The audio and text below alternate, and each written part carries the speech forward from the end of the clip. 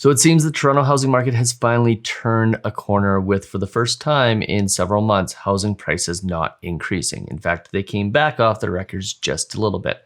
And we're going to talk about the Toronto real estate market in our Canadian real estate market update series today. And I'm going to discuss what's going on in the market, what we can maybe expect coming up in the fall, and really what you can do as a buyer to make sure you're taking advantage of the current market conditions in the Toronto area. But before we get into it, do me that favor. Hit that subscribe button, hit that notification bell, please hit that like button so more people like you can see this video. And don't forget about our race to 25,000 subscribers. We are just about at 15,000 subscribers. We are going to cross that today. I appreciate each and every one of you who has subscribed. For those of you who haven't, if you want to win $5,000 to put towards your RESP, your RSP, your TFSA, to pay down your mortgage, to pay down other debt, or to simply do whatever you like with, all you have to do is subscribe to this channel to enter to win. But you have to be subscribed to win, so go ahead, do it. It's free, it's easy, it's definitely worth it. The definitive guide on how to manage your credit, product, and elite price in that order. It's never been more important to get your mortgage right. Okay, so let's get into it. Let's discuss the Toronto real estate market. And I'm not gonna lie to you, we had to dig deep on this and go back and look at last month's data because the Toronto Real Estate Board's news release didn't really give an indication of what was actually going on. They compared this month to the month previous of last year, so June 2021 versus June 2020, but they really didn't give a clear picture of what was happening unless you dug deep, and that's what we did. So what we did is we went back, we looked at the May data. It's interesting because in most of the markets, most of the real estate boards have been looking at the previous month and comparing the current month to the previous month, obviously because of what happened back in 2020 with the pandemic and there being 2 to 3 months worth of basically useless data with respect to what was actually going on, and comparing 2021 to 2020 for the months of April, May, and June is pretty much a non-starter. It just doesn't make a lot of sense from the perspective of a comparison standpoint, especially from an economic level. But we went back and we looked at the May 2021 numbers versus June 2021. And what we found is this: it's that the Toronto real estate market, as expected, has kind of taken a little bit of a turn and prices have come down. So I'm going to jump you straight into my screen here, show you exactly what I'm looking at, the data I'm looking at, and the news articles and the headlines I'm looking at. This one's from BNN, obviously my favorite place to get data on the real estate market and news on the real estate market. And you can see right here, their headline is Toronto housing market slumps in June as record-breaking activity fades. That's it right there. That tells the story.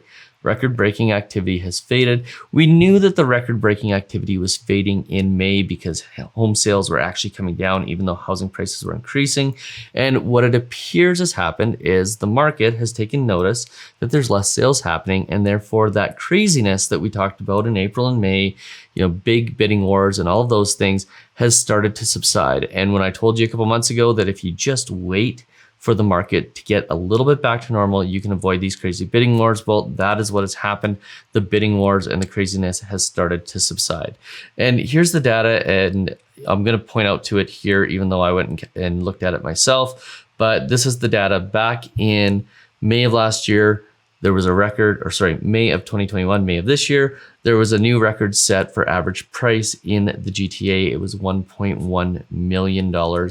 And as of June, we're down to $1,089,536. Now, let's talk about this real quick, because here's one thing you need to know about these numbers is this is average sale price. And even though the Toronto Real Estate Board has a very extensive use of what's called the benchmark price, which is a more accurate indicator of what's happening in the market, they continue to not use the benchmark price when they put out their press releases.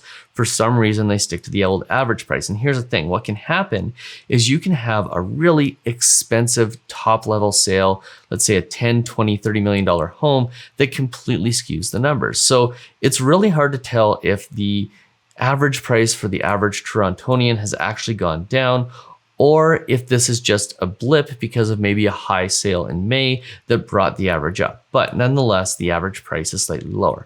I think functionally, from the standpoint of what's really going on here, 1,089,000 and 1.1 million are statistically pretty much the same number when you look at it from an average price perspective.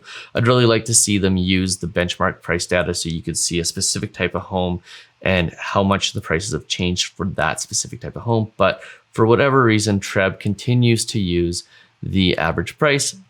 It's their prerogative. It's their data. I'm not sure why, but that's what they do. So I want to take you in here and I want to show you their market watch. This is a really great set of data. I still believe that Calgary has the best reporting and the best data set when it comes to any real estate board across Canada.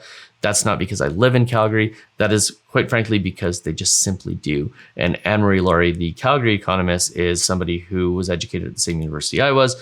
And it goes to show just by the way we were taught to display things, that is what she is doing at the Calgary Real Estate Board. But the Toronto Real Estate Board is a close second from a data perspective and from a reporting perspective. I definitely love what they put out here, including things like economic indicators and very clear graphs with respect to sales activity. So you can see June of last year, 8,645 homes sold. This was just as we were coming out of the pandemic and the market was starting to heat up, compared to now, which is 11,106 houses being sold. And then here you can see the average price compared to last year. So if you're buying a house in June of last year, you're paying about $150,000 less. Now, you are probably also paying about 1.5% more in interest rates, which is pretty consistent with what you would expect for a price increase. Now, June of 2020, this is just as interest rates were starting to come down substantially, fixed rates were coming down and so on and so forth.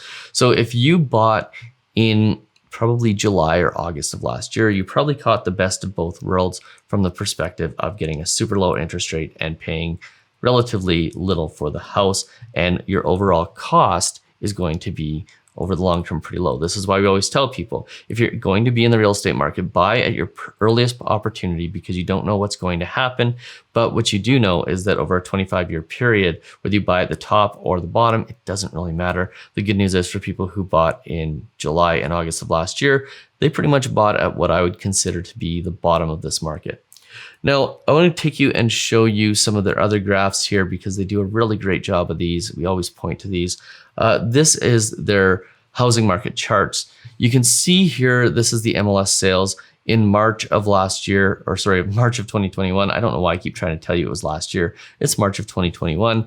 You can see that they hit their sales peak. Now, what's interesting is other markets like Calgary, like Saskatchewan, we're hitting our sales peak in June of this year. Toronto, Vancouver markets were a little bit ahead of the curve, and you can see that their record-setting sales month was back in March here. But June, relatively speaking, is a record-setting month for June. Maybe it's not as high as March, April, and May, but you can see that the number of sales in June still exceeds what was happening in the last 3 years. Now, what that means is that there's still a lot of interest in the housing market, but what we're also seeing is we're seeing listings come up and the listing and the sales ratio be more balanced, which is why we're seeing that flattening out of the market, and we're seeing housing prices stay pretty statistically on the same level of where they were a month or two ago. And I suspect that as we move into the fall, and as we move into next year, we're probably going to see a lot more of the same, which means we're going to see a pretty flat real estate market for the next couple of years. And that is primarily a result of us taking all the purchasing that would have happened in 2022, 2023, 2024, and moving it forward as people saw a desire for more space. Now, one interesting thing that came out of the Toronto Real Estate Board is that condominium housing prices are up 8%. And which is obviously far more than inflation. There seems to be some further activity in that downtown condo market as people start to realize that things are opening back up. They're going to go back to work and they want to be maybe a little bit closer to the action and also get a deal on those properties that are a little bit closer to the action right now. So I want to take you next into the new listings. You can see this new listings trend is down from March as well. This was the chaotic period back in March. Seeing this cool off, again, less competing offers, less craziness. If you were thinking about getting in the market in March, but you didn't want to deal with all that craziness, July, August might be a really good time to start taking a look as people are vacationing, they're away from the city, and you have less of a buyer's pool to compete against. Then moving into sales to new listing ratio, you can see that this has stayed pretty consistent throughout the year. Obviously, December of last year, there was significantly more sales than there were new listings. That's what kind of led to that lead up to the craziness in March. Anytime you see a lot more sales than there are listings, that's going to create a hot market. That's what happened there. And then moving just into average resale home price, here's the number. Here's where you see the record last month in May, and then it cooling out and being a little bit lower this month. So lots of interesting data out of the Toronto Real Estate Board. There is definitely some cooling off in that market, which I think is cool. I think it's cool. I think it's good. I also think it's cool, but I think it's good because having that craziness come off the top of the market is a good thing for everybody. We know about where we're going to be for the next few months now, and it is just a more stable, more balanced market than what we've experienced over the last few months. Now, I think if buying a house has been on your mind over the last couple of months, this is probably the time to start thinking about getting into the market before, again, you see the market pick up in September, October, November. If you go back, I'm actually going to take you back and kind of show you what happens here. What you typically see in the fall is you see these numbers. So here's the sales data for previous years. You look at that, you see it grow into June, and obviously 2020, which is blue, is not a good indicator, but 2019 is a pretty good indicator of a normal market. And what you see is you see sales typically peak in May and June, and then you see things kind of cool out in July and August, and then in September, October, things start to pick back up. So if you're looking for an opportunity to buy, typically July, August are good opportunities, and November, December are good opportunities, although be careful about going into the market in December because typically that is a low listing month, which means you're going to have a lot less options when it comes to buying that house as well. So right now, I think as people are vacationing, good time to get into the market. If you're thinking about getting into the market, we've put together a course that is designed to make sure no stone is left unturned. It's called First-Time Homebuyers Bootcamp or Homebuyers Bootcamp. It's good for first-time homebuyers and non-first-time homebuyers,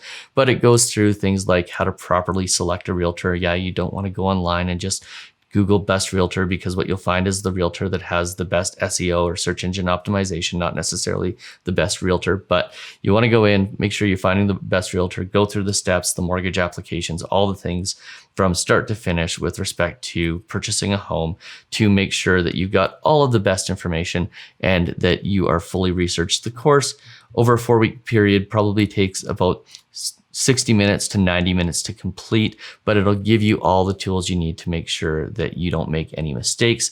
And I sincerely believe that anybody who takes that course is going to save 10 to 50 times the amount that they pay for it. It's priced so reasonably low.